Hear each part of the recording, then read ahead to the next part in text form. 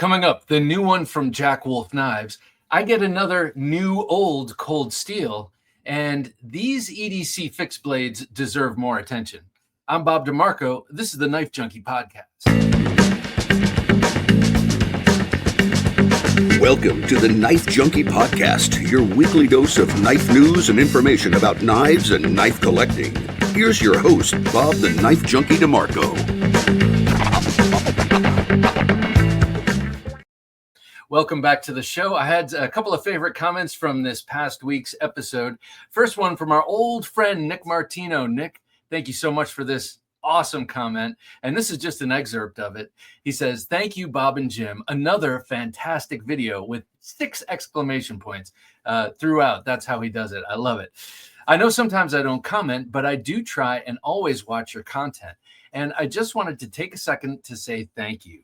The way you guys actually produce and orient them is very satisfying and gratifying to watch, while somehow consistently getting better in terms of video and audio quality. So seriously, hats off to whoever has a hand in that. Well, that would be Jim. Don't care what anyone says. This is literally how it would be if Hollywood started producing knife YouTube. Nick Martino, you made my day with that comment. Thank you so much. And, we love doing this. And Jim always has newer and better ways of doing this show. And I credit him with all of the production, flair, genius, and beauty. So thank you, Jim. And thank you so much, Nick Martino. Always great to hear from you, but especially when it's like that with, I think I counted 24 exclamation points.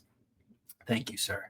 Next was from JC Owens ZQ6 FD, and he says, "Good stream, brother. One correction though, things did not stop for 1,000 years." And I was talking about the medieval times or Middle Ages, because we talked about that giant Polish broadsword that was found.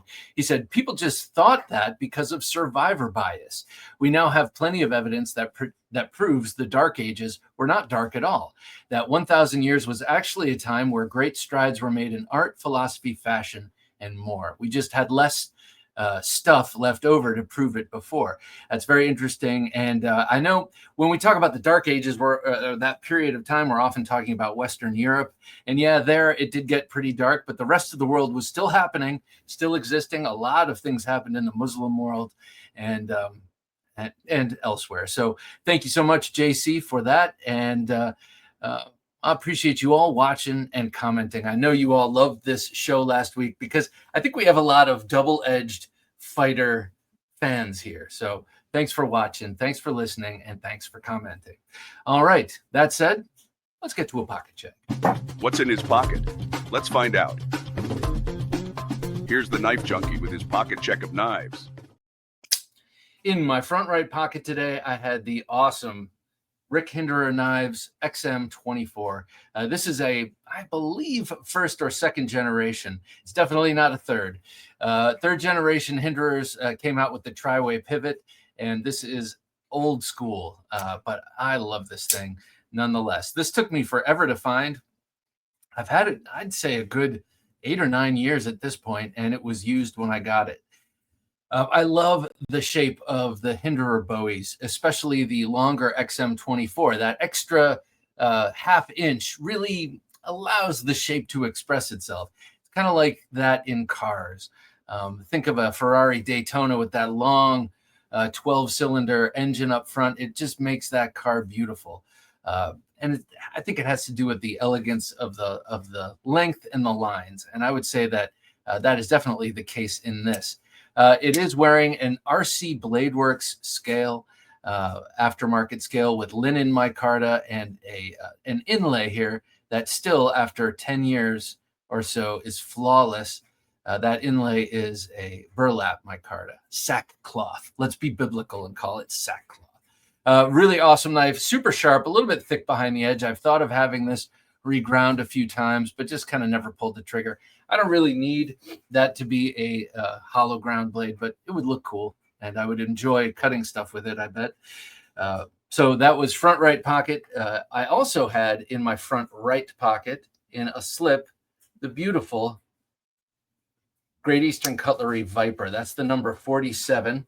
I'm going to show you right how that awesome walk and talk works, because I'm going to show you up close now just how beautiful it is. Look at that purple jigged bone. They call it plum jigged bone. It's got a really nice shield on it, a sort of shield-shaped shield. I'm not sure what they call that, but this is one of the few Great Eastern cutleries with the lanyard tube. Look at that beautiful color right there near the bolster. Just a beautiful knife.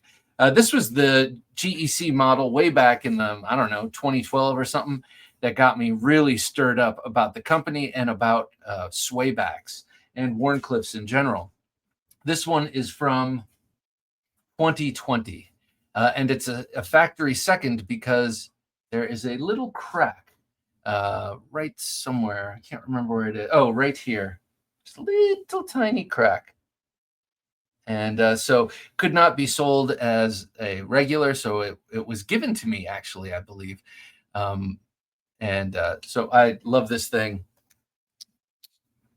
by the owner of Traditional Pocket. No, I'm sorry. By the owner of, oh my goodness, I'll stop right there. And if I think about it, I'll jump in. It'll be at 2:00, so you'll have to be around for the live stream when I wake up and say it was. Okay, next up, my fixed blade knife today was the beautiful, and I have a feeling I misspelled this, Rufian from Hogtooth Knives. Look at that beauty. I love this thing. This is one I carry a lot in the winter when I have stouter clothes on, and because it's on the big end of what I like to EDC. That's a nearly 5-inch blade. It's 4.75 inches. Of hollow ground, 154 cm, super sharp, beautifully heat treated. Thank you, Jim. And really, really excellent jimping on this, hand filed. Now he's laser etching. He, being Matt Chase of Hogtooth Knives, is now laser etching his jimping, which is also awesome. But the file did a great job. Now, this one I got for my 51st birthday. 51st birthday, I happened to be in Massachusetts with my family, visiting my sister, and we went to visit Matt Chase, and I saw a couple of these blanks laying there, and I got to pick out my piece of natural tan canvas micarta and my blue liners, and about a month later, he sent it to me. Just a beautiful thing. Also, great sheaths. Matt does awesome sheaths. This one also now comes in a pocket carry model that's we'll say 3.5 for me, but if you've got big mitts, it's like a 3-finger version of this. You just hang a little lanyard on it, put it in your front pocket, and it's a great little EDC fixed pocket carry. All right, last up, my emotional support knife was the Dragotac. The Big Dragotac was my ESK today. Bastinelli Knives Big Dragotac. This is an earlier one. That's D2 blade steel and a flat scale. Now the new scales are rounded, and they use M390 on these now. Made by Lion Steel. I believe I got this one on the secondary market, made in Italy. Absolutely beautiful with that deep carry pocket clip. The roto block I never use. As a matter of fact, I had to tighten it down because sometimes it would just sort of naturally engage without my trying.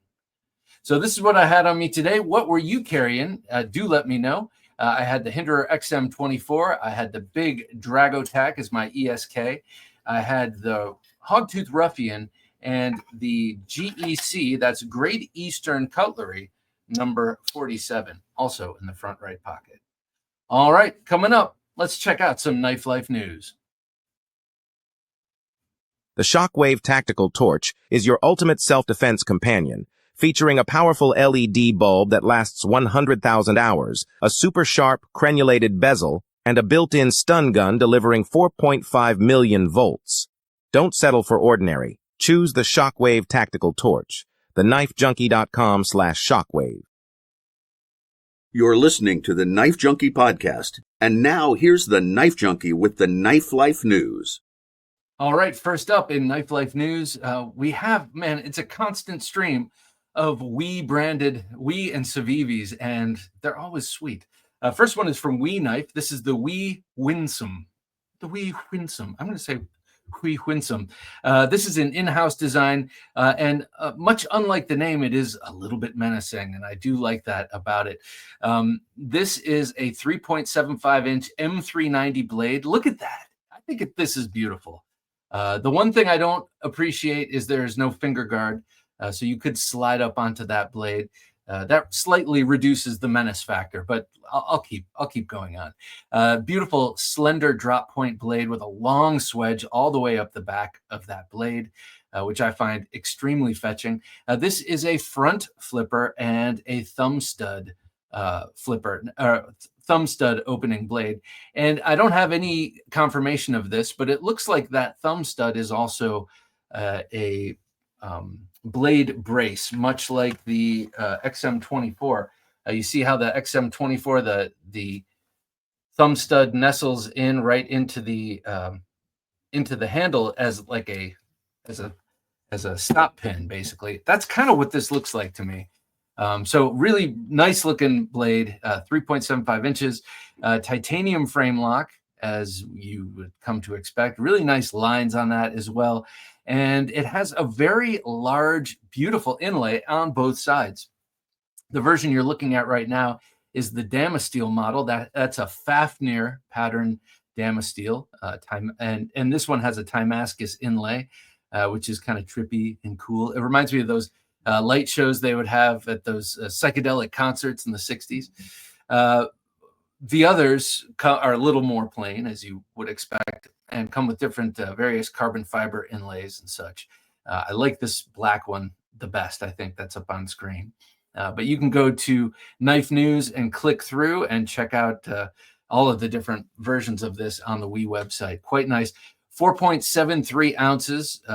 And I think that might vary.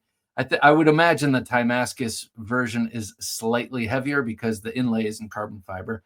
It's Timascus. But these will be available at the end of March 2025. So check that out if it is your druthers. All right, next up, one I really like from Tops Knives. That's the Frog Market Special. It's a Vietnamese chef's knife, a knife that fishmongers in the markets in Vietnam use this pattern. And they had great success with their original version of it, 5.25 inches, and then they blew it up to 7.5 inches, so a big, legit sort of kitchen knife. And now they've shrunk that little beauty down to this beautiful 3.25-inch EDC or neck knife version. I feel like I have to get this. Maybe I will, maybe I won't, but I really like the look of this as a neck knife. So that's 1.3 ounces as you see it on this gent's hand. Add the sheath, it's 2.7 ounces. It's a Kydex pancake sheath, meaning you have grommets on both sides, meaning it's optimized for neck carry if you want. You've got the usual 1095 blade steel here with a Cerakote and tan canvas micarta. So a beautiful knife. This thing is available now. I hope one of you gets it and shares it with me because I'd like to check it out. Geez, that was just the hard sell right there. Anyone wants to loan me a knife, I'm open. I'm open to check it out. Next up is from Civivi. This is a cool one, a little bit different from what they're used to, but a veteran designer for Civivi, Polish phenom Ostap Hell, has a new one out with them. It's called the Cibus, C-I-B-U-S, Cibus. I'm not exactly sure how you pronounce it, but a beautiful Western style chef's knife here with that drop point and center line point. This is 7.87 inches, so close to 8 inches of 14C28 and a great blade steel for a kitchen knife, seeing as it keeps a great edge, but also is fantastically stain resistant. And unless you have a high carbon blade and you want it to patina like some of mine, or a Sabatier or something, you want very stainless, and this is very stainless.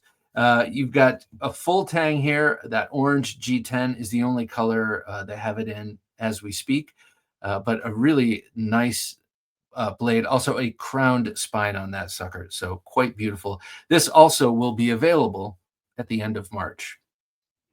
All right, lastly, in Knife Life news, we have one from Jason Knight. You know Jason Knight, kukri forging phenom, also forged and fire judge for a little while a while back, many seasons now. They've been around for so long, but a great dude. He's been on this show, a great forger of knives, makes beautiful stuff. But he also has a company called Knight Elements, where he takes his love for certain smaller designs, some of those kind of OSS style designs and others, and brings them to market through manufacturers.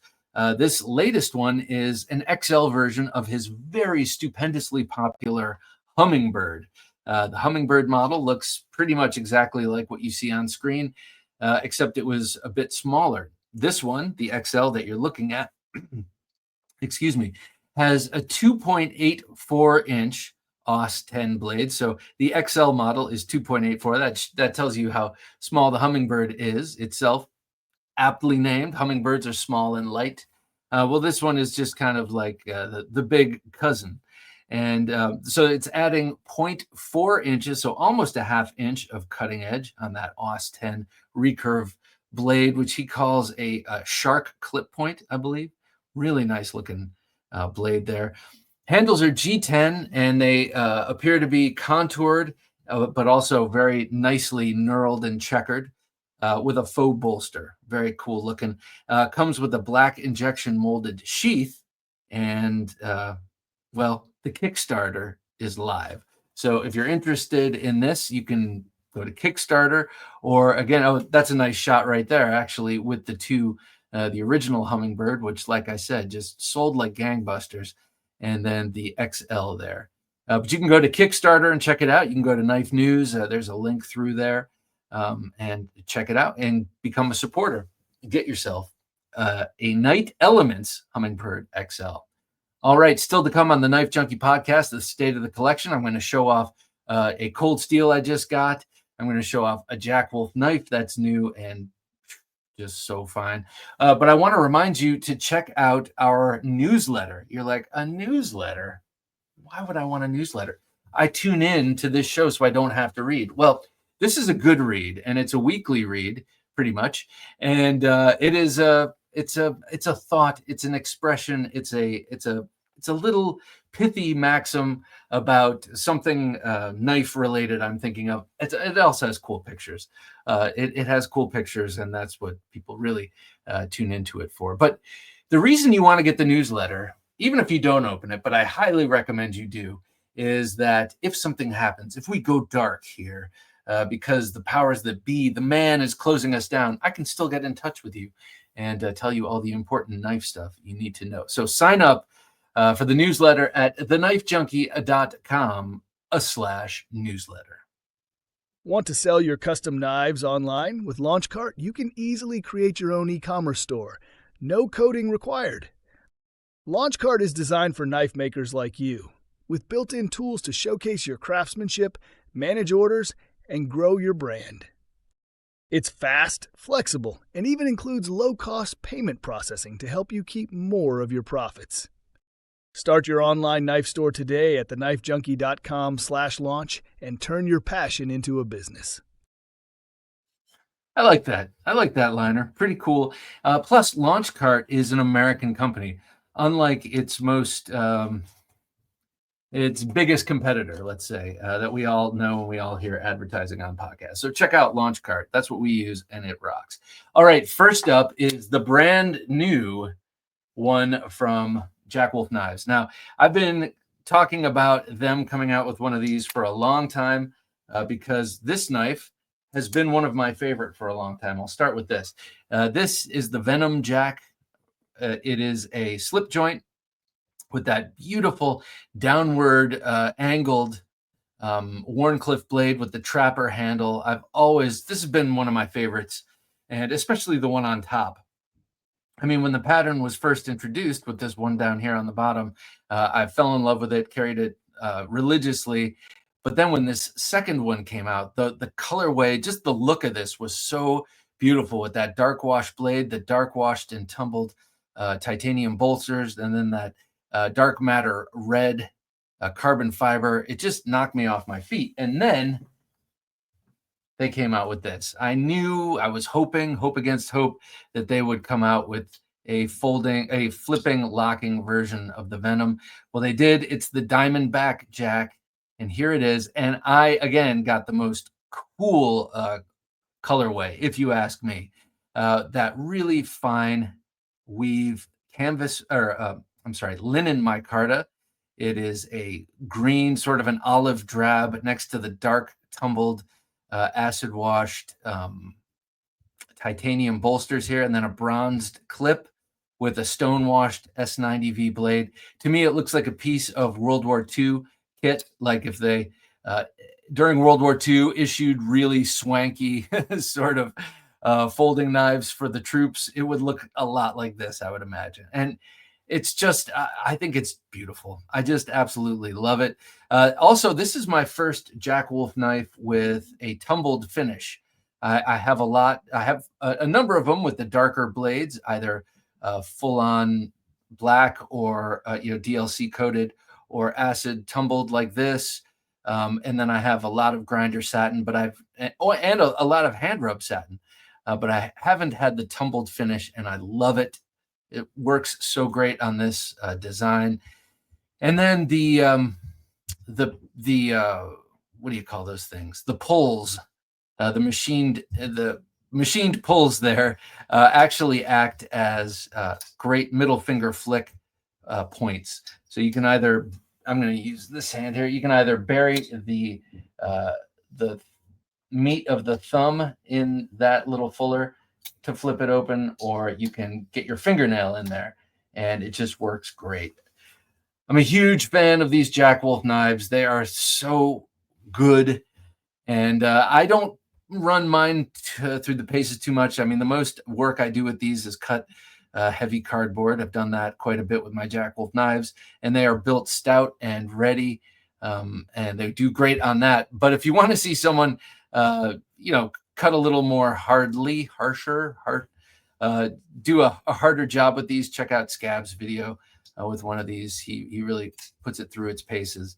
These are great knives. They look great, and they're just built beautifully. They also are just so fine to look at. So I'm very excited about this Diamondback Jack.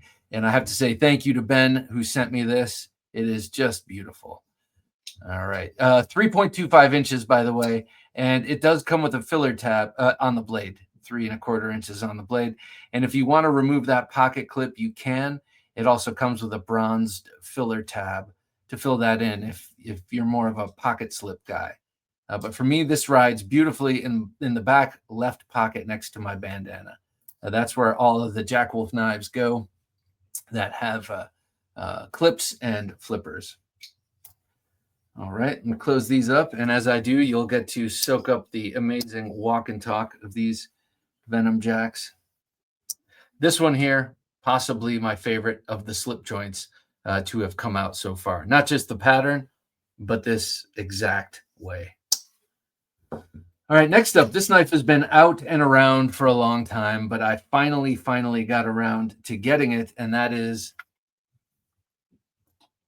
the 12-inch Magnum Tanto, or the Magnum Tanto 12 from Cold Steel Knives.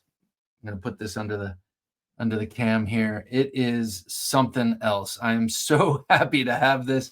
So if you follow this show at all, you know that the original Cold Steel Tanto with the 6-inch blade was my very first fancy knife. I bought it for myself when I was like a junior in high school, and it's been next to my bed ever since. Still is. In the drawer next to my bed. And I've always had a soft spot for the American Tanto, for Cold Steel, for this knife in general, or for this line in general. And I always fantasized about getting the 12-inch bladed version, and finally did it. I don't know what it was. Someone put a video out, or I just happened upon a video with this, and I thought, oh oh my. I'm always kind of chiding myself for having a bunch of really big Bowie knives and a couple of really big drop points and stuff, but I don't have any big Tantos. Shame on me. So I decided I should fix that. Beautiful VG10 Sanmai blade. You can see the Sanmai line right just north of the edge. That is where the jacket, which I think is a 400 series steel, where it jackets the VG10 and comes around, but that hardened VG10 is where the edge is. This thing is amazingly sharp. You've got really nice aluminum bolster and guard here, and then a noggin knocker back here. You've got that Cray X handle, so very grippy handle. Now, I've had mine. I always wondered what would happen with this sort of rubberized grip, but I've had my Trailmaster, my Tanto, and several other cold steel knives with that grippy rubberized handle for so long. They don't degrade. They just kind of remain grippy, and at least they haven't degraded yet over 25 years. So, and 30 for the Tanto. Yeah, this thing so sharp. So I did a test last night. I'll spare you the embarrassment now, but in case I mess it up. But I held up a piece of paper, let it drop, and swiped it in half. And I've done that with other knives, but with this, it glided through in such a way. It was like the scene in The Bodyguard that everyone reminded me of recently, where Kevin Costner drops a silk scarf and it just cuts over his samurai blade. And Whitney Houston is forever impressed, and then forever sings that awful song. But this, I love it. I'm so thrilled with it. The one thing I'm not thrilled with is that the sheath doesn't quite lock in the way I want it to lock. Like when I hold it upside down and shake it, it comes out. So the sheath is a little bit of a lemon. But I think I can pretty easily fix that. So I'm going to do that. I'm not sending it back because the blade is so perfect. And I've had issues where I've sent back and then I get the thing I get back is not as good. I know. I should be making a bad review and raising a stink, but I'm keeping this. I love it. I had one other thing I wanted to say. What was, it's so light. This thing, like if I do any sort of, and I don't want to hit my computer or anything else, but if I do any sort of carenza, that's shadow boxing with a knife, basically. It feels so light and quick in hand, even though it's a 12-inch blade. So this thing is awesome.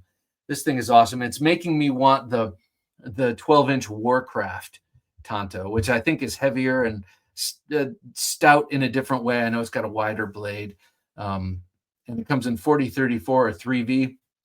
I don't need 3V. I'm not pounding it through logs. I'll get the 40-34 for less and have another 12-inch Tanto. All right. Love this thing. I've been on a little cold steel tear lately, and this is really scratching the itch.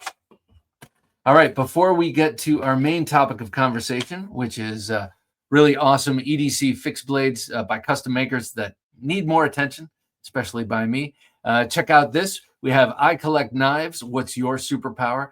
Another gym design that you can go and check out and get on an apron. It's almost grilling season, or if you ask my daughter, it's already summer because we had like a 60-degree day today.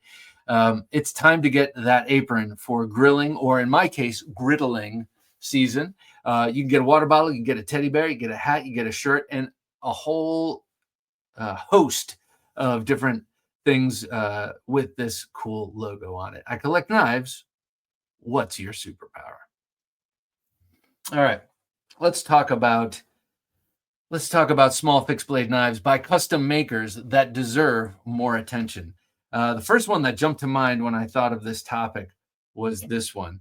This is from 1558 Knife Company. This is master bladesmith Josh Fisher's sort of mid-tech company, if you will.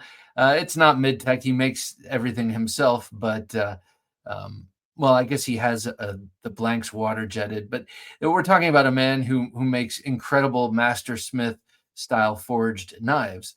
And then for knives that you're not getting on a book for, he's got a lot of really cool.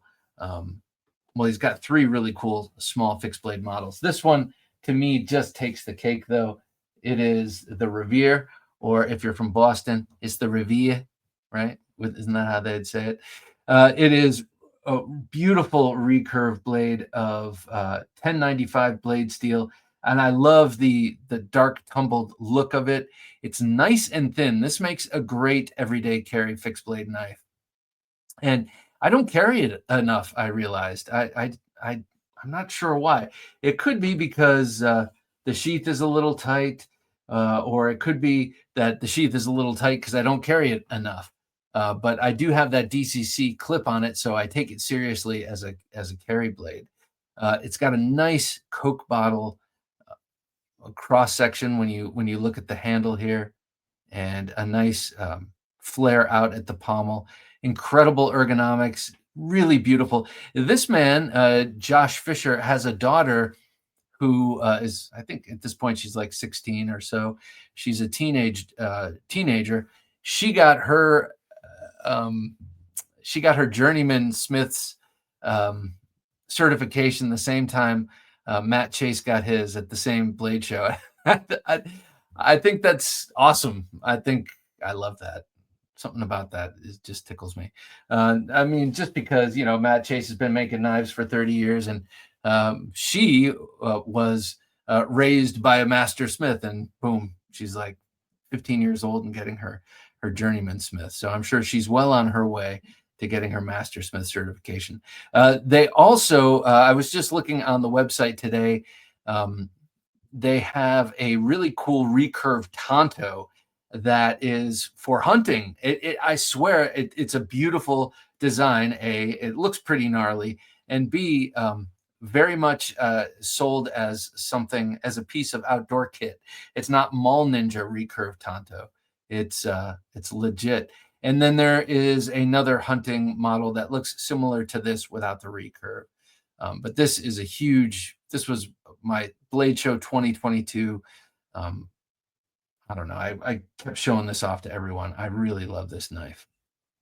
You'll be seeing it more, kind of going through this and discovering some of the things that I need to carry more. I get a lot of knives, and I'm given a lot of knives, and my attention is everywhere. That's why I go by the moniker Junkie. It's not the knife focused guy. It's not the knife professor, but he's great too. It's more, oh my God, I love that. Something shiny. All right.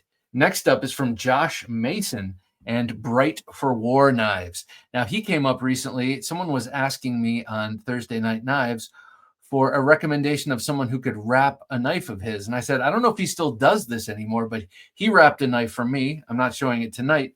He wrapped my my Copus Designs Elvia for me, but this is one of his models. And he has, since I've gotten this, man, he is doing such cool stuff. He does some of this small stuff, but he also does bigger, just beautifully ground, impeccably made Japanese inspired knives. And they all have these really cool Ito wraps on them. This one, you can see that ray skin underneath, and then the wrap, and then this Turkish knot here, I think they call that. And the blade itself is a Quaken. It's 1095 blade steel. I did something stupid with it. I tried to force a patina on it. It didn't look so good, and then I tried to remove it, and I didn't remove it all. You can see it kind of in some light. But I also removed a good portion of his laser etching, which is gorgeous. It's like some sort of a Japanese flower there. But when he makes these, he zero grinds them and then just takes the edge off just a little bit.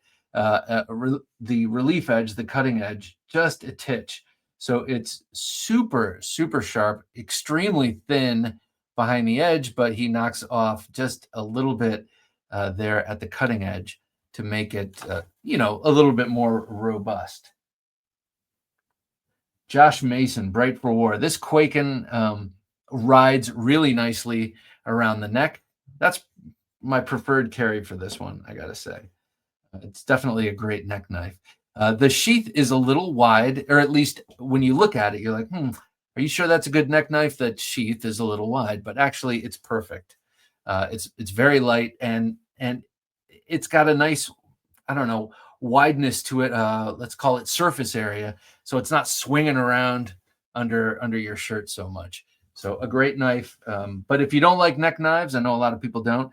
You put a DCC clip on this and pop it in your pocket. You'll be the talk of the town with this here. Did I put it in? Okay, it has a nice snap too. This next one, I also got at Blade Show. I believe it was 2023, maybe. And this was given to me off the neck of the great and powerful Murray Carter of Carter Custom Cutlery. This was his carry knife, and then he just gave it to me out of appreciation. He had come on the podcast and thought I was doing great stuff for the knife world, and he also was referencing a biblical sort of precept of passing things along at the right time to the right people, or something like that. Not to minimize it, I just don't remember exactly what he said, but because I was blown away that he was giving me this, frankly. This is one made by him. Now, if you don't know, Murray Carter is a 17th generation Yoshimoto bladesmith so he learned in Japan and became a town's bladesmith, 17th generation. And he was the first white guy or non-Japanese guy to hold that position. He's also an ABS master smith. So this guy, Murray Carter, knows what he's doing. Now he's got Carter Custom Cutlery. That's those 3 C's up there in the Ricasso. And he has the model there, the business model is he brings in smiths who are not as accomplished as he, and he kind of raises them up in his shop, and they make their own versions of his models of knives. This is called the neck knife, but they have numerous other models of knives, and then various smiths working under him do their versions of those models. And so they get to basically sell a knife under Carter Custom Cutlery, but also they put their own maker's mark on it. I think it's such a cool business model. I think it's such a cool way to run a company. But look at that steel. Oh my goodness, that is just so beautiful. So you can see they all have that CCC, Carter Custom Cutlery, but this has his name on it, Carter Master Smith. And so if I were working for him, it would say DeMarco, total loser, TL. No, I'm just kidding. It would say DeMarco, whatever, journeyman Smith, or just DeMarco. But Carter Master Smith. So this comes right from him. It's got a really beautiful carbon fiber weave. It's got a 4-layer handle scales. So you got gray G10, and then red carbon fiber, and then black G10, and then red carbon fiber again on both sides. Just a stunner. So beautiful. I never carry this knife, and I really should. This definitely falls into the category of something that deserves more attention, not just from the wider knife world, but from me. I own it.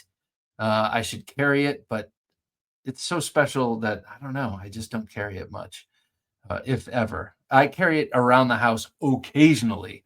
It's like a special event knife, but it was made to be used. I know it was, and Murray Carter wore it, so I guess I should carry it too. Great sheath, by the way. No other options for mounting. This is a neck knife, period. You can see that the grommets are solid rivets. And you better believe I am not making a sheath for that. I'm not going to be scratching up that beautiful knife. But go to Arizona Custom Knives or wherever, or his website, Carter Custom Cutlery, and check that out. You'll see what a generous gift that was indeed.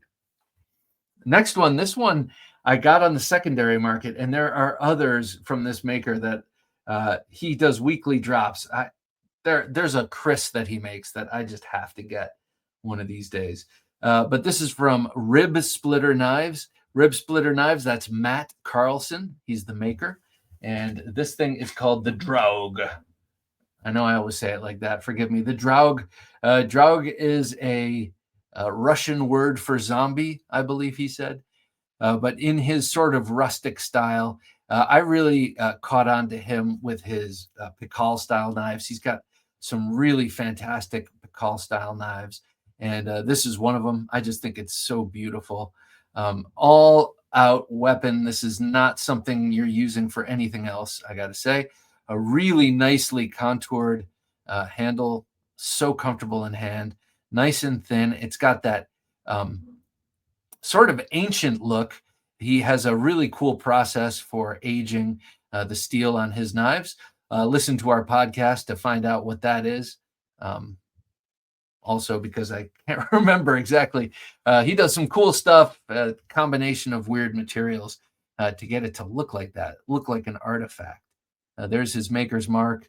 He's a really cool guy, Matt Carlson, and comes up with some really, really nice designs. Everyone is unique, though he has lines, like the Draug looks like this, and then he's got a Draug 2, and he's got several other models that are consistent but different every time. And same with the larger fixed blade knives. He has more, less, what do we want to say, less self-defense oriented knives out there, but they all, they can all be pressed into combat for sure. Also great sheath, really excellent sheath on this one. And like I like or appreciate on this style knife, it's got a little bit of a throat so that when you're resheathing it, you're not poking into the spare tire. So very nicely done on the sheath. And again, like I said, I got this on the second hand market. I'm not sure if this is the clip that he ships his knives with, but the clip has worked out great too. That's the Draug from Ribsplitter Knives. Next up is from Ron Steele Design. Ron Steele Design does a lot of really impeccably made knives. This one is the Prime, and this was the first Prime he ever did double-edged because I asked for it, and he did a great job on it. It's so nice. It's so sharp, and the Prime looks basically like this, except minus the double edge, and is a really compelling drop point blade. And I just don't find myself finding drop point blades all that compelling too often, but I loved it so much. I had to have it, but I had to have it double edged. I believe it was Justin, I think, of Tier 1. Yeah, it was Justin of Tier 1 before he was Justin of DC Blades, the design phenom. Sent me his Prime and his Bowie, both from Ron Steele, to check out. They were both so cool. And going against type, I decided for the drop point instead of the Bowie, but I would have been equally happy with either. This one has a really nice deep maroon handle. That's a linen micarta, punctuated by gray and black G10 spacers, and just a really refined grip. 80 CRV2, I believe, is the blade steel on this, and he did this really interesting acid treatment to it that sort of eats away at the blade. There's been zero rust on this, so I'm not sure what he then coated it with, but really, really excellent, very thinly ground, very sharp, and now he does. I wish he did this. I wish he was doing this when I got this knife, but he also sends them with little fob beads or lanyard beads made up of the same material that he makes the handle out of. And I think that's a really, really classy and cool touch. I like it a lot. The jimping works great on this. A great, great double-edged knife, but just a great custom fixed blade knife that deserves more attention. I think Ron Steele in general deserves more attention. He's a great knife maker. Next up, from Polite But Dangerous Tools, that's Sam Curtis. You also might know Ethan Curtis of Venrier Knives. I just messed that up. But you might know his brother, Ethan Curtis. He's also a knife maker, also making cool stuff. This is the double-edged. This is the dagger, wrapped dagger. I believe most of his knives are wrapped here. This one with the lace and the jute. I'm sorry, I was trying to remember what that material is. I love jute, and there it is under the wrap. This is my only knife wrapped this way. Did a great job on the wrap here. Nice and super thin is the blade, and so with that wrap, it's very grippy, and the handle is broad, but it still fits the hand really nicely. Double-edged dagger with the rock pattern. So all of Sam's knives kind of have this ancient feel to them, this look that makes them look old. It's that rock pattern thing in the blade, but also the whatever the treatment is on the blade, on the steel itself, makes them look old. He's got a number of different models, and he's now making a tomahawk that's pretty cool looking. And each one is unique, even though he has models that he repeats. Each one is unique. Kydex wrapped in leather. Some of them have little runes carved into them, or more than runes, have little survival instructions, for lack of a better term. And it's overall a very unique and cool look. So he and his brother Ethan started out together, and then they started their own individual knife companies. So very cool. Two cool dudes, great guys, and they both have law enforcement-y and military-like backgrounds, and so it's interesting to see two brothers making knives. All right, next up. Now, this is from a gent that I met at the Texas Custom Knife Show, and he does a lot of cool stuff too. Very American knives, lots of Bowies, and this one is the mini scalper. I got this because my knife budget was nearly blown, and it was pretty much all I could afford from him at the time, but I've fallen in love with this knife like you wouldn't believe. This is the mini scalper from 310 Forge. Mike Cahill is the maker. He is also, I believe, a preacher, a young man, younger than I am by far. And he also got me into pipe smoking. Thank you, Mike. He didn't actively, but I was like, see, young men can smoke pipes and look cool and then and enjoy them. And I like smoking stuff. I just like smoking. I like cigars. Used to love cigarettes, but I had to give those up, and pipes. But I always thought, but isn't pipe for an older guy? And I'm not an older guy. And then I looked at him and I'm like, I'm way older than he is. So thanks for giving me permission, tacit permission, to smoke pipes. There you see Cahill, you see his name there, 310 Forge, and then Cahill. But these mini scalpers are awesome. A really thin piece of 1095 blade steel here. This is a dark cherry wood, very comfortable in the hand. This makes an outstanding everyday carry blade. If you like sort of an older look, like a brute to forge look, I mean, he has a lot of forged knives. These are not forged, as you can tell. You might be able to tell. Not forged out like his big Bowies, but if you like this sort of old look, this sort of what's the word I keep using? Relic sort of look. This is a great one. It rides so comfortably on the belt with this very light but beautifully made leather sheath sewn together with sinew, and it has this belt loop here. It just rides on the blade, on the belt really nicely. I like to carry this one up front, that front scout style, and it's a great EDC.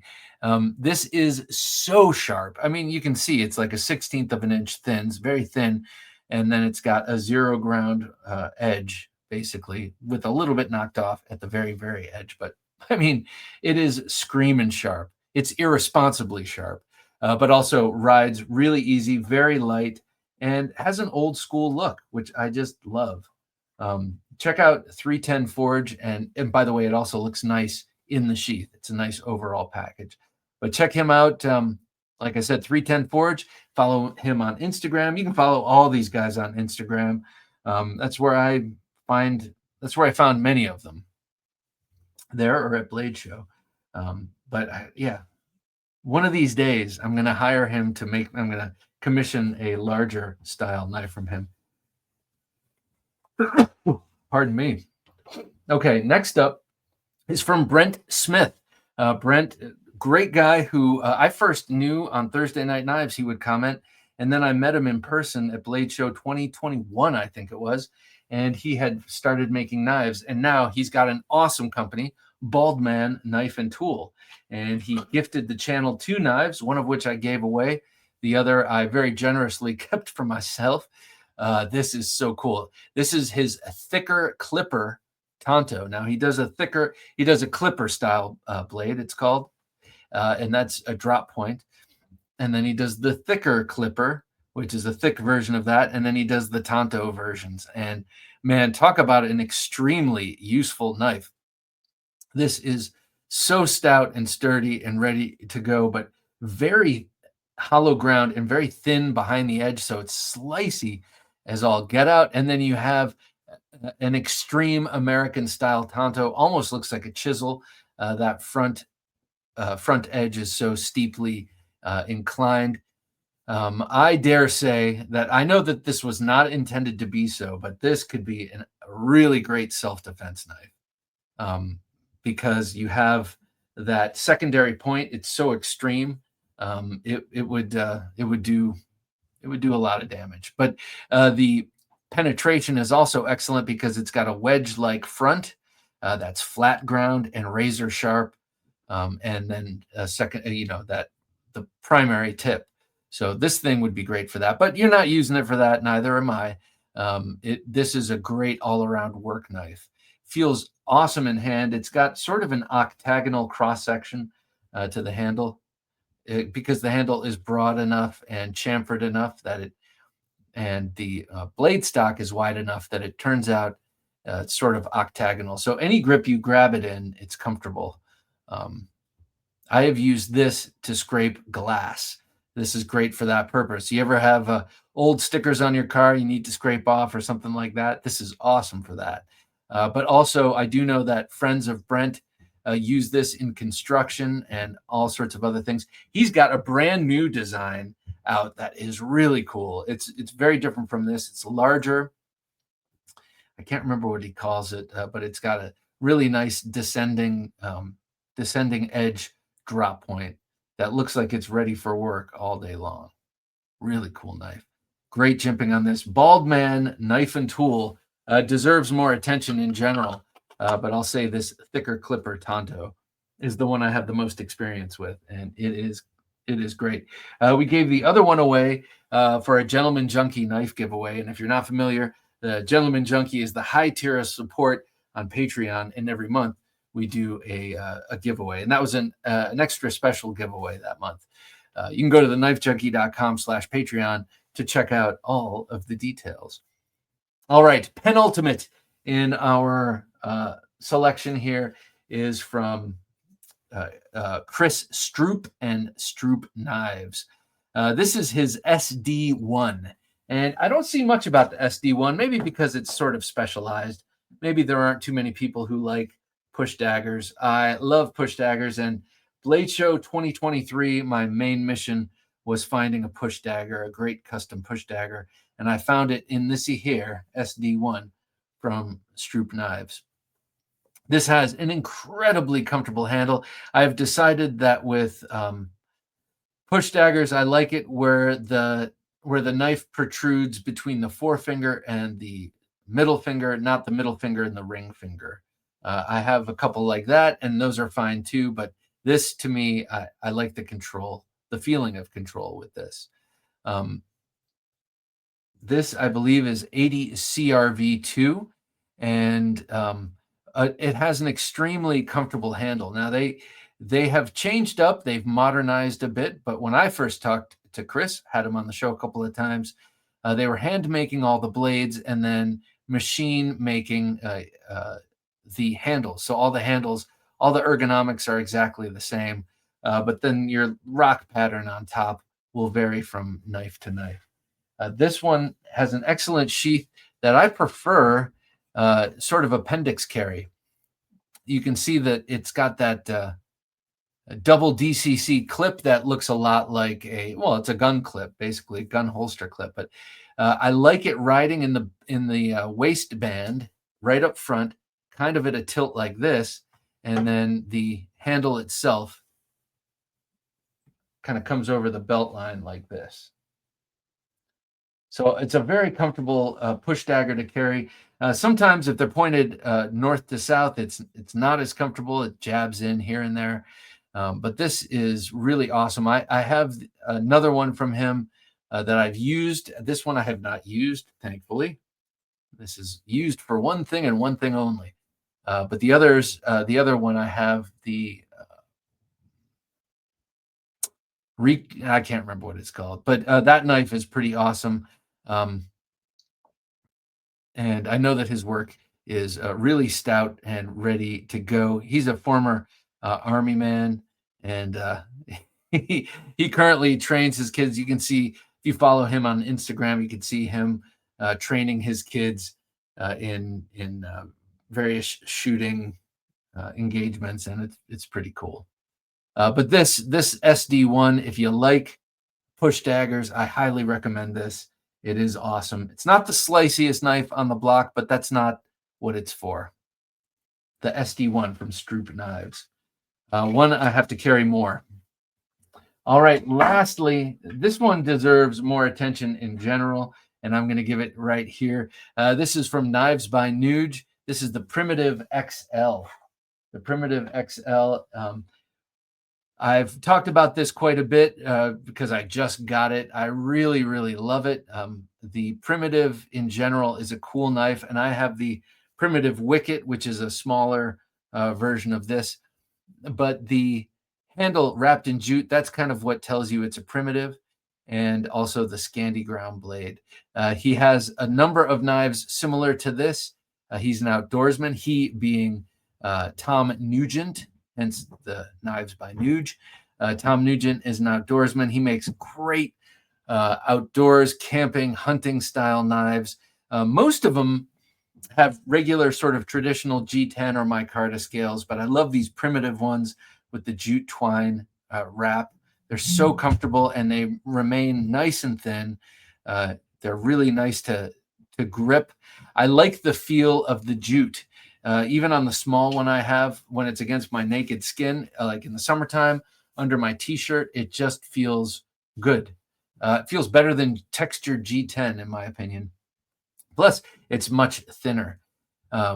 ADCRV2, again, a great blade steel. You've got a 90-degree spine on this. It throws sparks really well. I did in my close-up video of this, I started a little fire right here on my desk. Throwing sparks with this in some fat wood and a ferro rod. And now Tom has perfected his ambidextrous sheath. And like many of these ambidextrous sheaths, he's got the Velcro, soft side of the Velcro there, so it doesn't rattle around when in there. He's got a fully mounted DCC style clip there. And totally ambidextrous. So as the name implies, goes in equally well both ways. This is very comfortable in the jeans. I really like this in a front jeans pocket. That's where these ambidextrous sheaths really shine, I believe. You can also carry them in the waistband, but I really like them in the front pocket. The heat treat is great on these. And how do I know that? Well, because I've used my Primitive Wicket, the smaller version, like so much, just noodling around outside, especially when I'm starting fires. I am a pyro at heart, and it works great. I've powered through a lot of kind of knotty and nasty wood, kiln dried wood, and it holds up great. And this one needs more attention. Knives by Nuge needs more attention. They were just at Blade Show, Texas. So check them out. You can check out all of these makers on Instagram. It's what I highly recommend, not only just for good eye candy, but to keep an eye on these great makers and find out what they're doing. Also, most of them sell stuff through Instagram or on Instagram. So that's a great place to meet up with these guys. All right, be sure to join us on Sunday, this coming Sunday, for episode 579 of the Knife Junkie podcast, when I speak to Mike from Northern Knives. He's awesome. He's a great dude. Northern Knives up there in Anchorage, Alaska, is not only a great knife shop, but they make knives, and they have a whole bunch of other great services based around the blade. So do check that out. All right, for Jim working his magic behind the switcher, I'm Bob DeMarco, urging you, don't take dull for an answer. Thanks for listening to the Knife Junkie podcast. If you enjoyed the show, please rate and review at reviewthepodcast.com. For show notes for today's episode, additional resources, and to listen to past episodes, visit our website, TheKnifeJunkie.com. You can also watch our latest videos on YouTube at TheKnifeJunkie.com/YouTube. Check out some great knife photos on TheKnifeJunkie.com/Instagram, and join our Facebook group at TheKnifeJunkie.com/Facebook. And if you have a question or comment, email them to bob@TheKnifeJunkie.com or call our 24/7 listener line at 724-466-4487, and you may hear your comment or question answered on an upcoming episode of the Knife Junkie podcast.